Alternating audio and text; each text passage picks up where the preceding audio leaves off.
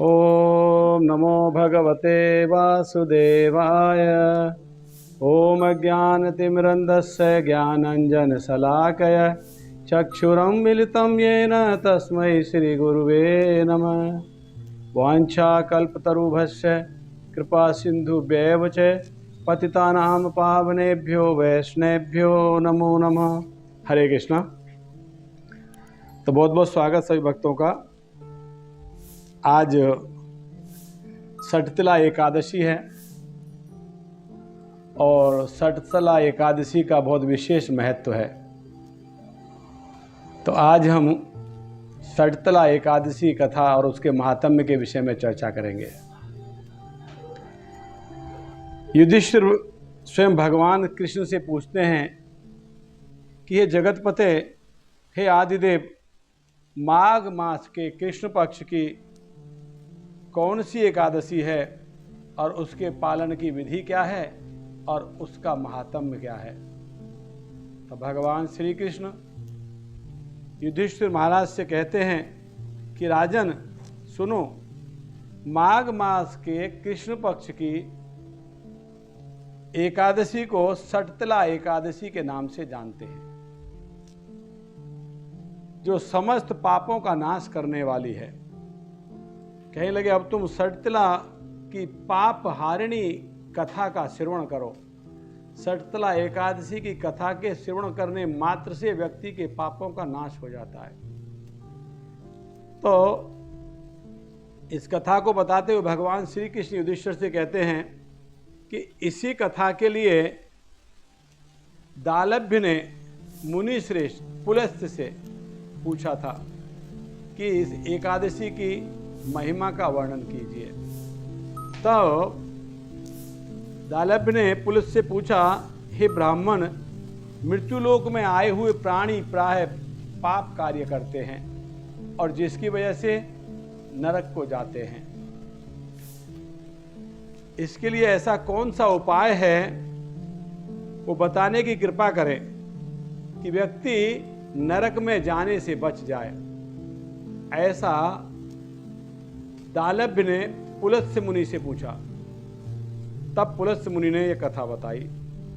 पुलस्त्य मुनि कहने लगे, हे महाभाग, तुमने बहुत ही अच्छी बात पूछी है।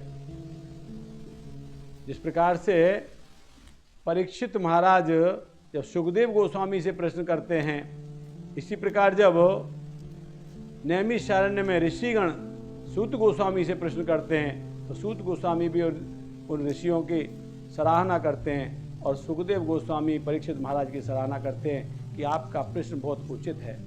ठीक उसी प्रकार से पुलस्त्य मुनि दालभ्य के प्रश्न को सुनकर उनकी सराहना करते हैं कि आपने बहुत उचित प्रश्न पूछा है।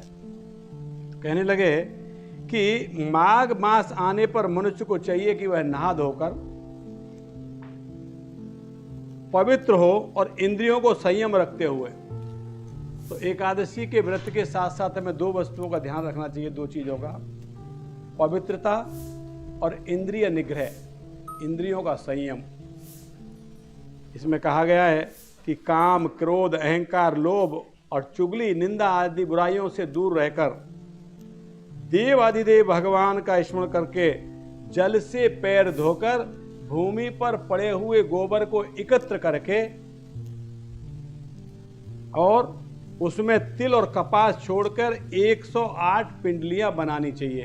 गोबर के अंदर तिल और कपास रख के 108 पिंडलियां बनानी चाहिए। और माघ में आद्रा या मूल नक्षत्र में जब कृष्ण पक्ष की एकादशी है, उसको नियम पूर्वक उसका पालन करना चाहिए। इस सठतला एकादशी का भगवान विष्णु की पूजा करना चाहिए। कोई भूल हो जाने पर भगवान श्री कृष्ण के नामों का उच्चारण करना चाहिए। हरे कृष्णा कृष्णा कृष्णा हरे हरे, हरे राम राम राम हरे हरे, महामंत्र का उच्चारण करना चाहिए। और रात्रि में जागरण करना चाहिए। रात्रि में जागरण करके भगवान श्री हरि, भगवान कृष्ण विष्णु के समक्ष कीर्तन करना चाहिए। और अगर हो सके तो होम करना चाहिए, यज्ञ करना चाहिए। चंदन, अर्गज, कपूर, नैवेद्य आदि सामग्री, शंख चक्र गदा धारण करने वाले भगवान श्री हरि का पूजन करना चाहिए। तत्पश्चात भगवान का स्मरण करके बारंबार श्री कृष्ण का नाम उच्चारण करते हुए कुम्हड़े यानी कद्दू, नारियल, बिजौरे के फल से भगवान का विधि पूर्वक अर्घ देना चाहिए। अन्य सब सामग्रियों के अभाव में, अगर ये आपके पास कद्दू, नारियल, बिजौरे के फल नहीं है तो आप 100 सुपारियों के द्वारा भी अर्घ दे सकते हो। और अर्घ देते समय इस मंत्र का उच्चारण करना चाहिए। कृष्ण कृष्ण कृपालुस्त्वं गतिनाम गतिर्भवः संसारण आर्णव मग्नानाम प्रसीद पुरुषोत्तमः। नमस्ते पुंडरीकाक्ष, नमस्ते विश्वभावनः सुब्रह्मण्यम, नमस्तस्तु महापुरुषः पूर्वजः। ग्रहणार्घ्य मया दत्तम लक्ष्मया सह जगतपते। ये पद्म पुराण का श्लोक है। इसका भावार्थ हुआ, हे सच्चिदानंद स्वरूप श्री कृष्ण, आप बड़े दयालु हैं। हम आश्रयहीन जीवों के आप आश्रयदाता बनिए। पुरुषोत्तम, हम संसार समुद्र में डूब रहे हैं, आप हम पर प्रसन्न होइए। हे कमल नयन, आपको प्रणाम है। हे विश्वभावन, आपको प्रणाम है। हे सुब्रह्मण्य, हे महापुरुष, सबके पूर्वज, आपको प्रणाम है। हे जगतपते, आप लक्ष्मी के साथ मेरा दिया हुआ अर्घ स्वीकार कीजिए। इस प्रकार से भगवान को अर्घ देना चाहिए। और उसके पश्चात एक ब्राह्मण की पूजा कर, मेरा दिया हुआ अर्घ स्वीकार कीजिए। इस प्रकार से भगवान को अर्घ देना चाहिए। और उसके पश्चात एक ब्राह्मण की पूजा करना चाहिए। उससे ब्राह्मण को जल का घड़ा दान करना चाहिए। हो सके साथ में छाता, जूता, वस्त्र भी दान करना चाहिए। दान करते समय कहें, इस दान के द्वारा भगवान श्री कृष्ण मुझ पर प्रसन्न हो। दान का फल क्या है? भगवान प्रसन्न हो। क्योंकि भगवान ब्राह्मण और गाय की सेवा करने से बहुत प्रसन्न होते हैं। गौ ब्राह्मण हिताय च जगत हिताय कृष्णाय गोविंदाय नमो नमः। ब्राह्मण दो ही प्रकार से भोजन कर, भगवान दो ही प्रकार से भोजन करते हैं, एक ब्राह्मण के मुख से और एक अग्नि में होम के समय, यज्ञ में अग्नि के द्वारा। दो ही प्रकार से भगवान भोजन स्वीकार करते हैं। तो ब्राह्मण को इस प्रकार से प्रसन्न करना चाहिए। अपनी शक्ति के अनुसार ब्राह्मण को हो सके तो काली गाय दान करना चाहिए। ब्लैक, काली गाय दान करना चाहिए।